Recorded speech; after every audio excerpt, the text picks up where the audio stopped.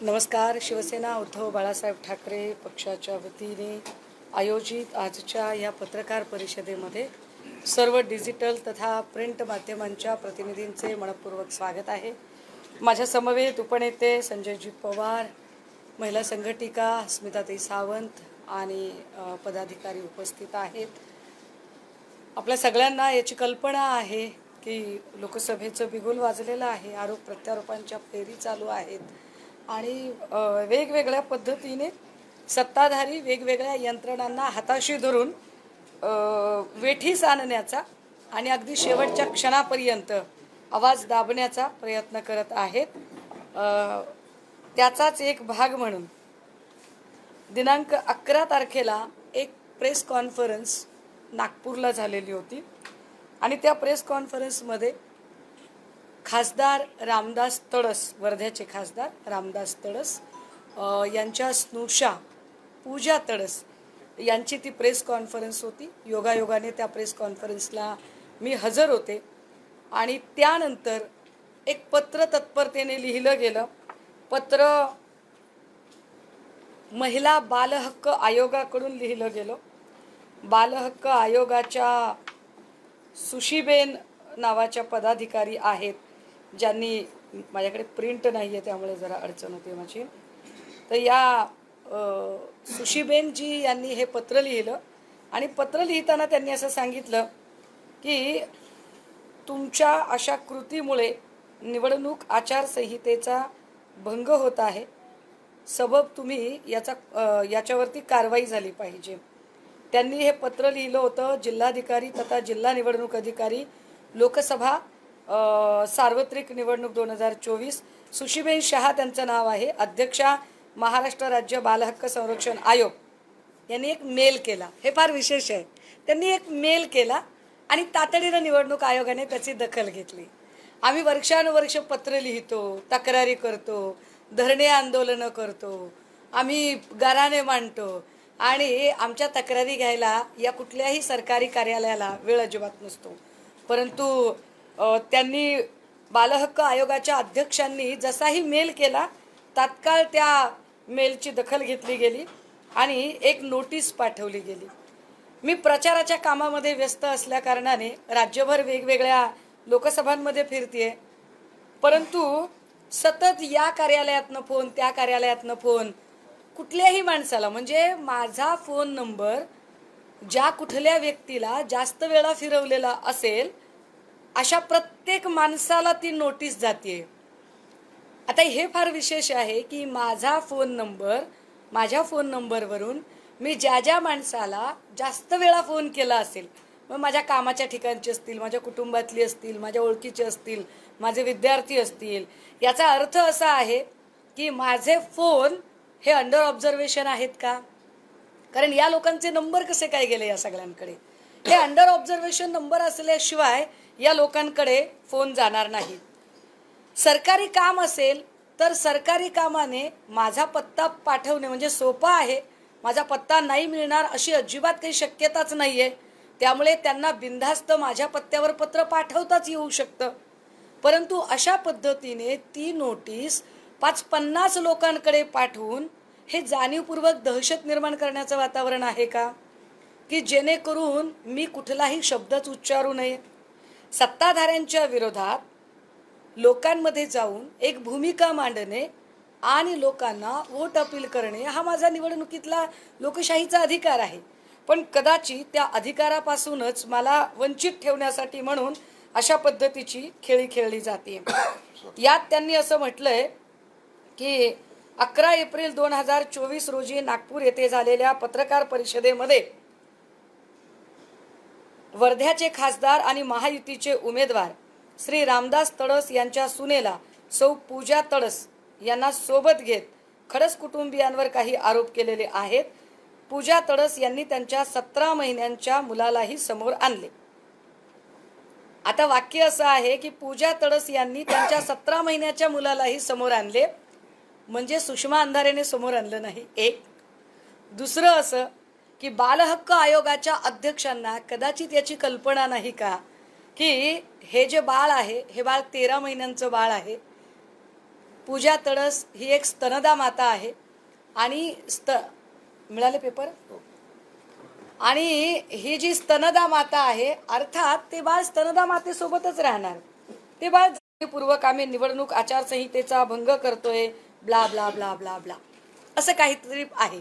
अर्थात याची मी कायदेशीर या नोटिशीचं उत्तर आज पाठवत आहे. पण मी उत्तर काय पाठवत आहे हे मी माध्यमांना असताना नाही आलं याच्यामध्ये. अरे बापरे. बर बर बर. निवडणूक आचारसंहितेच्या भंगामध्ये नको त्या ठिकाणी पोस्टर लावणे, आवाजाचा गोंगाट करणे, परवानगीशिवाय सभा घेणे किंवा एखाद्या वाहनाची परवानगी नसणे, अशा कुठल्याही किंवा शिवराळ भाषेचा वापर करणे, अशा कुठल्याही कृतीचा अशी कुठलीही कृती जर माझ्याकडून झाली नसेल तर निवडणूक आचारसंहितेचा भंग कसा होतो. आणि आचारसंहितेचा भंग होतो आणि त्याची जर इतक्या चटकन दखलच घ्यायची असेल आम्ही तक्रार केली की मुंबईच्या विशेषतः ठाण्यातल्या उपमहापौर मीनाक्षी शिंदे यांचा पैसे वाटप करतानाचा व्हिडिओ आम्ही दाखवला. तो पैसे वाटप करतानाचा व्हिडिओ दाखवल्यानंतरही आणि त्याची तक्रार केल्यानंतरही त्यावर निवडणूक आयोगाने दखल का घेतली नाही. आमची माननीय निवडणूक आयोगाला विनंती असेल की हा पक्षपातीपणा का केला जातोय. महत्वाची बाब अशी की 13 एप्रिल रोजी माझ्याबद्दल केलेली ही जी तक्रार आहे ही तक्रारच मुळात राजकीय हेतूने प्रेरित आहे. दुसरं, पूजा तडस यांच्याकडे कुणी नाहीये, त्या त्यांच्या वडिलांकडे राहायच्या. त्यांचे वडील आता वारलेले आहेत, त्यामुळे त्या एकट्या राहतात. शिवाय ते बाळ स्तनदा आहे, त्यामुळे ते बाळ सोबत असतं. आणि सगळ्यात महत्वाचं की जर आम्हाला राजकारण करायचं असतं तर रामदास तडस यांचा मतदारसंघ वर्धा आहे. ते वर्ध्यावरून उमेदवारी करत आहेत. कदाचित जर आम्हाला पॉलिटिकल डॅमेज करणे किंवा कुठलं तरी राजकीय कुरघोडी करणे असं जर डोक्यात असतं तर ती पत्रकार परिषद आम्ही वर्ध्यामध्ये घेतली असती. मात्र ती पत्रकार परिषद ही नागपूरमध्ये झाली. पत्रकार परिषद पूजा तडस यांनी घेतली. कुठल्याही महिलेच्या प्रश्नावर आपण आवाज उठवला पाहिजे म्हणून पूजा तडसच्या सोबत माझं हजर राहणं फार स्वाभाविक होतं. पण या सगळ्यांवरून सुतावरून स्वर्ग गाठत आणि निव्वळ सत्ताधाऱ्यांकडे यंत्रणा हाताशी आहे म्हणून जर बालहक्क आयोगाचा आधार घेत अशा पद्धतीची नोटीस पाठवली जात असेल तर बालहक्क आयोगाच्या अध्यक्षांना सुद्धा माझी विनंती असेल की आपण सुद्धा थोडा मानवीय पातळीवर विचार करा आणि 17 महिन्याच्या ते काही 13 महिन्याचं जे स्तनदा मातेचं मूल आहे ते मूल तर आईसोबत राहीलच, पण त्या मुलाचे अधिकार कसे नाकारले जातात यावर आपण आधी विचार करा. आपली ही नोटीस म्हणजे उलटा चोर कोतवाल को डाटे अशा पद्धतीची नोटीस आहे. आपण ज्या पद्धतीने म्हणजे रामदास तडस सत्ताधाऱ्यांचे उमेदवार आहेत, सत्ताधाऱ्यांचे ते खासदार आहेत म्हणून जर त्यांची बाजू घेतली जाणार असेल आणि विरोधकांचा आवाजच दाबला जाणार असेल तर हे मात्र वाईट आहे. या पत्रकार परिषदेच्या माध्यमातून आम्ही ही पत्रकार परिषद घेण्याचं सुद्धा कारण आहे. कारण आता नोटीस आम्ही दिली आणि त्यांनी जर म्हटलं आम्ही नोटिशीचं उत्तर दिलं, खुलासा दिला तर पुन्हा निवडणूक आयोग म्हणू शकतं नाही आम्हाला काही असला खुलासा मिळालाच नाही. कारण 50 वेळा 50 ठिकाणी जर ते नोटिसा वेगवेगळ्या ठिकाणी अशा अक्षता वाटल्यासारख्या वाटत असतील तर हे वाईट आहे. नोटीस माझ्या घरचा पत्ता माहिती आहे, माझ्या घरच्या पत्त्यावर येऊ शकत होती. माझ्याकडे नोटीस आपण मला पाठवलेली होती, ईमेलद्वारे मला नोटीस पाठवली होती. जर ईमेलवर मला नोटीस पाठवलेली आहे तर पुन्हा 50 लोकांकडे नोटीस पाठवण्याचे कारण काय.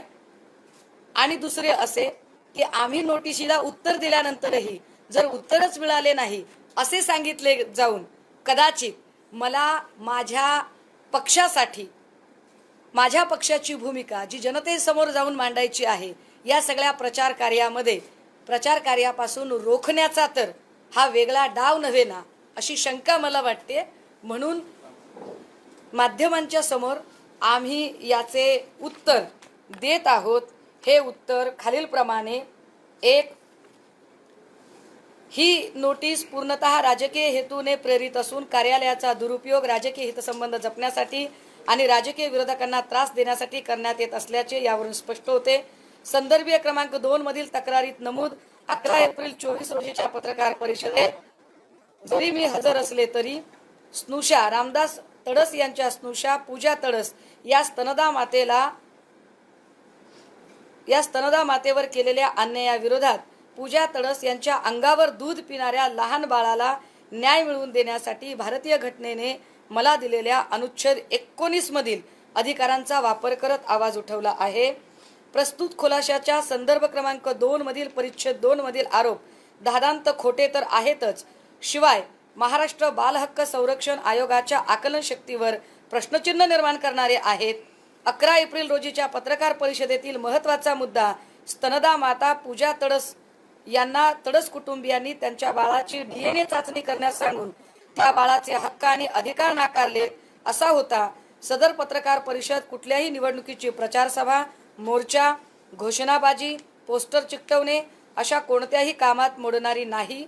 वर्धा या ठिकाणी मी स्वतः निवडणूक लढवत नसून सदर पत्रकार परिषदेत कुणाला मतदान करावे किंवा करू नये, कोणत्या राजकीय पक्षाला मतदान करावे किंवा करू नये याबाबत अवाक्षरही काढलेले नाही. त्यामुळे निवडणूक आयोगाने 5 फेब्रुवारी 2024 रोजी EPPN 11/2024 च्या प्रेस नोट नुसार जाहीर केलेल्या निर्देशाचा भंग करणारी नाही. सदर पत्रकार परिषदेचं संपूर्ण ध्वनिचित्र मुद्रण हे वेगवेगळ्या वृत्तवाहिन्यांच्या YouTube पोर्टलवरती पब्लिक डोमेन मध्ये उपलब्ध आहे. आणि आपण जेव्हा कधी सांगाल, म्हणजे मला निवडणूक आयोग जेव्हा कधी सांगेल तेव्हा मी त्यांना सहकार्य करायला तयार असेल.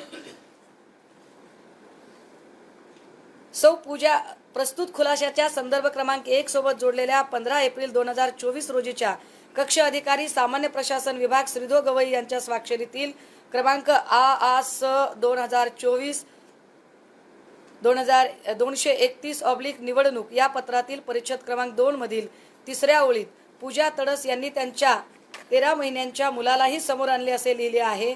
मुळात तडस या स्तनदा माता असून त्यांचे सासरे हे वर्धा येथील मावळत्या लोकसभेचे खासदार असून स्तनदा माता सौ पूजा तडस यांनी त्यांच्या बाळाला कुणाच्याही ताब्यात देऊन पत्रकार परिषदेला बसणे त्यांना सुरक्षित वाटले नसल्याचे असू शकते. रामदास तडस यांच्यासारख्या प्रभावशाली व्यक्तीच्या विरोधात आवाज उठवणाऱ्या महिलेकडून तिने तिच्या बाळाला कुणाच्या हवाली करू द्यावे ही अपेक्षा करणे म्हणजे स्तनदा मातेवर अन्यायकारक असल्याचे आमचे मत आहे.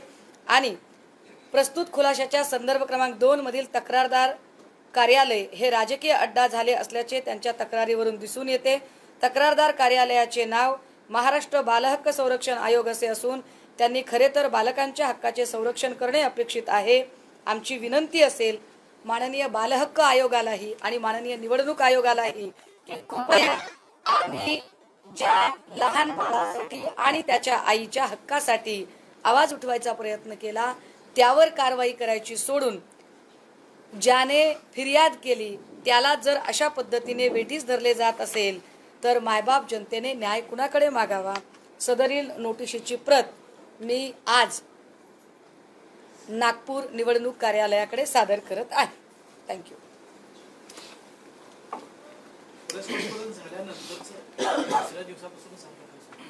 प्रेस कॉन्फरन्स झाली आणि दुसऱ्या दिवसापासून हा प्रकार सुरू झाला. पण त्या बातम्या वाया येत होत्या. माझ्याकडे त्यांनी मेल पाठवलेला आहे. तो मेल मला प्राप्त झाल्याबरोबर मी माझ्या वकिलाला सांगून नोटिशीचं उत्तर तयार करायला सांगितलेलं आहे. तरी ताई नोटीस आली. किती ठिकाणी नोटीस पाठवता, कुणाकुणाकडे? पुण्यातल्या एका शहर प्रमुखाकडे नोटीस पाठवली. ताई नोटीस आली. किती लोकांकडे? माझे एक विद्यार्थी आहेत पाथरी परभणीतले राजेश फंड, त्यांच्याकडे नोटीस पाठवली आहे. माझे एक ऑफिस टीम मधले अशा पद्धतीने कारवाई करून कदाचित पुढल्या काळात मी प्रचार सभांमध्ये सहभागी होऊ नये यासाठीची ही सत्ताधाऱ्यांकडून खेळी खेळली जाते हा माझा आरोप आहे. आणि कदाचित मी उत्तर दिलंही तरी सुद्धा आम्हाला उत्तर मिळालंच नाही अशी सबब सांगून ते कारवाई करू शकतात. म्हणून मी जाहीरपणे मी नोटिशीला खुलाशाचे माझे उत्तर देत आहे हे या पत्रकार परिषदेत सांगते. रामदास तडस हे भाजपचे खासदार आहेत आणि भाजप आहेत. आमची विनंती असेल माननीय निवडणूक आयोगाला सुद्धा आमची विनंती असेल, विनंती असेल की या देशातली लोकशाही पद्धती जिवंत राहण्यासाठी म्हणून निवडणुका घेतल्या जातात. तर निवडणुकीच्या काळात आदर्श आचारसंहितेमध्ये एखादी निवडणूक आयोगाच्या संबंधाने पक्षश्रेष्ठींनी आधीच भूमिका मांडली आहे. ज्या पद्धतीने निवडणूक चिन्ह असेल त्या चिन्हांचा आकार कधी बदलतो, कधी काय होतं, काय निवडणुकीचं प्रचार गीत काढलं तर त्या प्रचार गीतावरही आक्षेप घेतले जातात, ह्या सगळ्या गोष्टी. पण त्याच वेळेला जेव्हा आम्ही काही ठिकाणी आक्षेप नोंदवतो तर त्यावेळेला म्हणजे अगदी आता बारामतीचं जर आपण उदाहरण बघितलं तर बारामतीमध्ये एकीकडे खासदार सुप्रिया सुळे यांना तुतारीवाला माणूस हे निवडणूक चिन्ह आहे, पण त्याच वेळेला त्याच मतदारसंघात एक अपक्ष उमेदवार उभा राहतो त्यालाही तुतारी चिन्ह दिलं जातं. हा प्रकार काय आहे हे लोकांना समजत नाही का? म्हणजे मला असं वाटतं की सत्ताधाऱ्यांनी किती यंत्रणांचा गैरवापर करावा त्याला काही मर्यादा आहेत. मीनाक्षी शिंदे ज्या माजी महापौर आहेत यांचा पैसे वाटतानाचा व्हिडिओ मी स्वतः ट्विट केला, तक्रार केली, पण त्याच्यावर कुठलीही नोटीस निघाली नाही, त्याच्यावर काही अवाक्षर काढलं गेलं नाही. हे वाईट आहे. आम्ही आमच्या परीने, कारण मला असं वाटतं की मी कायम कायद्याच्या चौकटीत राहून काम करते आणि कुठेही कायद्याचा अनादर होणार नाही, उल्लंघन होणार नाही, शिवराळ भाषा वापरली जाणार नाही याची काळजी घेतली जाते. पण कदाचित विरोधकांना असं वाटत असावं की जर माझ्यावर ईडी लावता येत नाही, सीबीआय लावता येत नाही, माझं क्रिमिनल रेकॉर्ड सापडत नाही, सभांच्या भाषणांमधून माझी भाषा अत्यंत संयत आहे त्यामुळे ते माझी कुठेही शाब्दिक कोंडी करू शकत नाहीत, तर अशा वेळेला मी न्याय मागत असलेल्या एका प्रकरणी अगदी दुरान्वयही संबंध नसताना त्याला आयोगाचा बादराईण संबंध जोडत मला अडवणूक करण्याचा प्रयत्न केला जातोय हे स्पष्ट.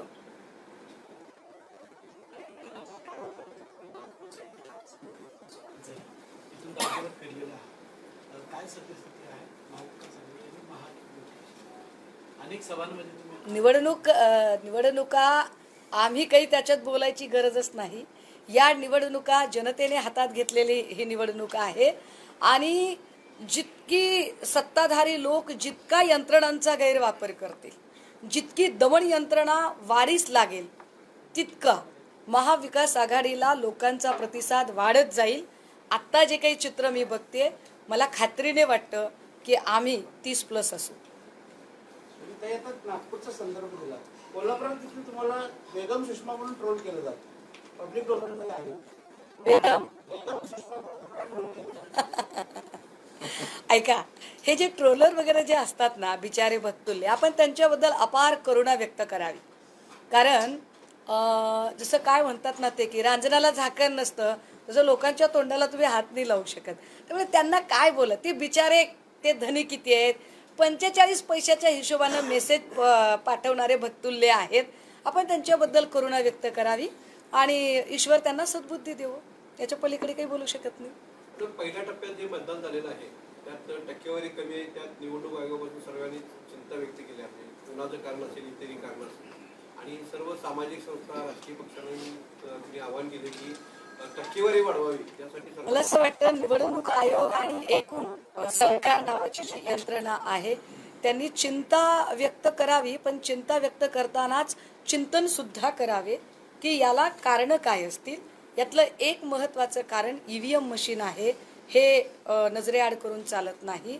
लोकांना असं वाटते की जर आम्हाला पाहिजे त्या उमेदवाराला मत द्यायचं आणि ते मतच तिथे जात नसेल तर आम्ही मत का द्यावं, अशा एका भावनेतून सुद्धा लोक मतदान करण्यासाठी घराबाहेर पडत नाहीत, जे अत्यंत चिंताजनक आहे.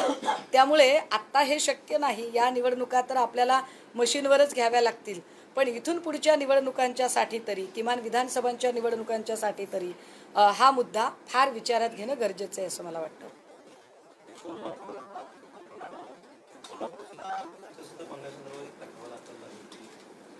छत्रपतींच्या दत्तक प्रकरणावर आणि एक भाजपचे खासदार आहेत धनंजय माडे यांनी सुद्धा जो सर्वाधिक तालुका जास्त मतांनी लीड देईल त्यांना 5 कोटी वगैरे एक्स्ट्रा निधी देणार अशी निधी दाखवण्याची नाही. त्यांच्यावर तक्रारी होत नसतात, त्यांच्यावर होत नसतात तक्रारी. हे तेच मुन्ना महाडिक आहेत जे मागच्या वेळेला आमच्याकडे होते आणि मी स्वतः त्यांच्या प्रचाराच्या सभेसाठी आले होते, बरं का. परंतु मुन्ना महाडिकांचा स्वभाव जाऊ द्या, आता इथे काही बोलण्यात अर्थ नाही, ते सभेत बोललं पाहिजे की फार माझ्याकडे आता त्याच्यावर शब्द आहेत, पण आता इथे पत्रकार परिषदेत नाही बोलणार त्याच्यावर. पण काय आहे ना की त्यांनी काय म्हटलं त्याच्यावर निवडणूक आयोग नोटीसच काढत नाही. म्हणजे बारामतीमध्ये अजितदादा म्हणाले की कचा कचा कचा बटणं दाबा, हा, आणि तसाच कचा कचा कचा निधी घ्या. हे सरळ सरळ आमिष आहे. हे आमिष आहे म्हटलं तरी त्याच्यावर अजिबात निवडणूक आयोगाची नोटीस निघत नाही. तिथे कुणी काही बोलत नाही. म्हणजे यंत्रणांचा गैरवापर, मी पुन्हा पुन्हा सांगते की हा यंत्रणांचा गैरवापर आहे जो अशा वाईट पद्धतीने केला जातोय. आणि जर असं सत्ताधाऱ्यांना वाटत असेल, भाजपाला वाटत असेल की आम्ही यंत्रणांचा गैरवापर करून मुस्कटदाबी करू शकतो, तर नाही, उलट हे बुमरँग होत आहे. जितका ते यंत्रणांचा गैरवापर करतात तितके लोक अधिक चिडलेले आहेत आणि ते चिडून आपली प्रतिक्रिया मतपेटीतनं देत आहेत.